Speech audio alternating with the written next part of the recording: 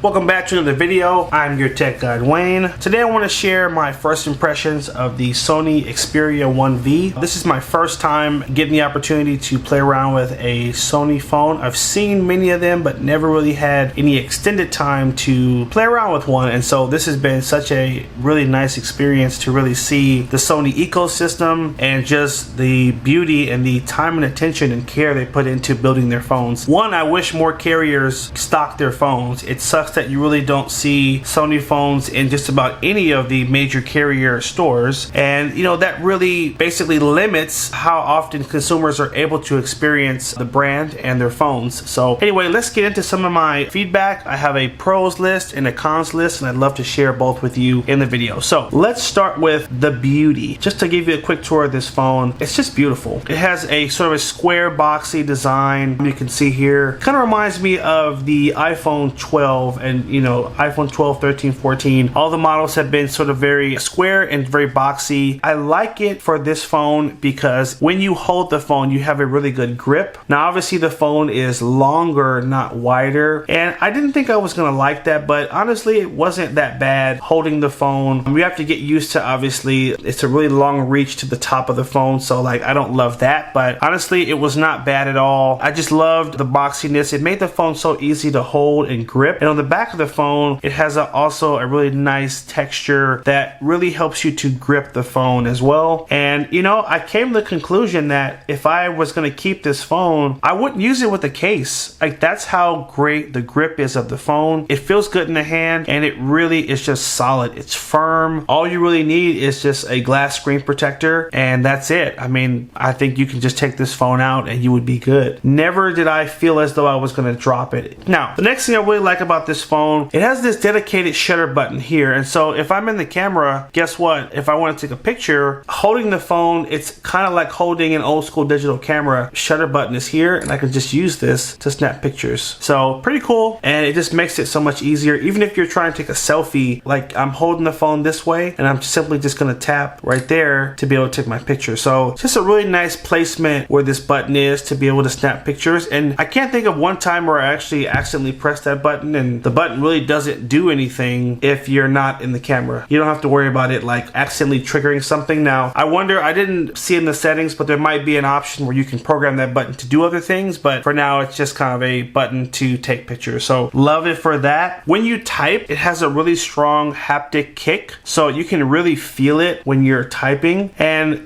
sadly most manufacturers have done away with that haptic feature, and it's frustrating. Like in the past, that's what made higher end phones feel very premium, is when you type you really feel the vibration of your typing. And so I love that this phone has that, and it really does give it this additional premium feel. So go Sony, keep those quality internals in there. And last thing I'll say is just the beauty of the sort of screen and the transitions. I mean, it's just a really beautiful UI and experiencing the Sony UI, but everything is just very smooth, very polished, very intentional, and I just really appreciate that about the phone. It just, you can tell what they were going for was quality, and they didn't skimp anywhere in the phone. Now let me jump to my cons list, and really I just have one. The con is that on the side of the phone here you have the power button and the volume rocker, and the power button is also a fingerprint sensor. So obviously when you unlock the phone, you just simply rest your finger on the button and that will unlock the phone with the fingerprint. Now I just kept confusing these two buttons. Again, instinctively grabbing the phone and trying to turn it on. The volume rocker feels like a power button. In fact, it is a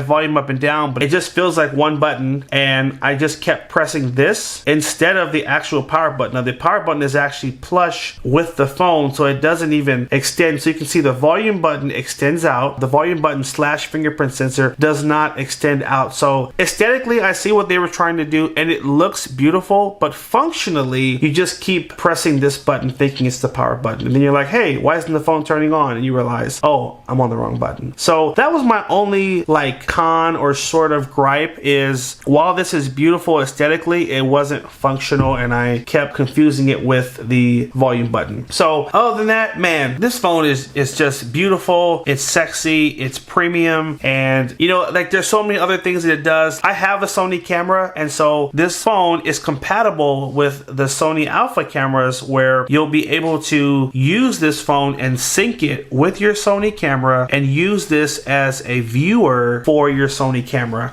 And I love that. So that's just another thing to add on top of the list of just amazing things that this phone has. Now, again, this phone does so many things, but I wanted to spend the video just kind of sharing what my main impressions were, what stood out that I loved, what cons I had, and this phone is available for purchase now, so I'll have a link below in the description if you'd like to check it out and maybe get one. Again, had a great experience with it. Thank you for Sony for sending it out so I could experience it for the first time. And man, I want one now, and I'm thinking about getting one. So that's kind of where things are with me. Would love to hear in the comment section down below how you feel about this phone. Is it something that has been on your radar and you've seen, or is this your first time hearing about it? And if so, would you consider buying it after hearing some of the pros in my experience? Leave in the comment section down below. Thanks again for watching. Take care, and as always, have a good one.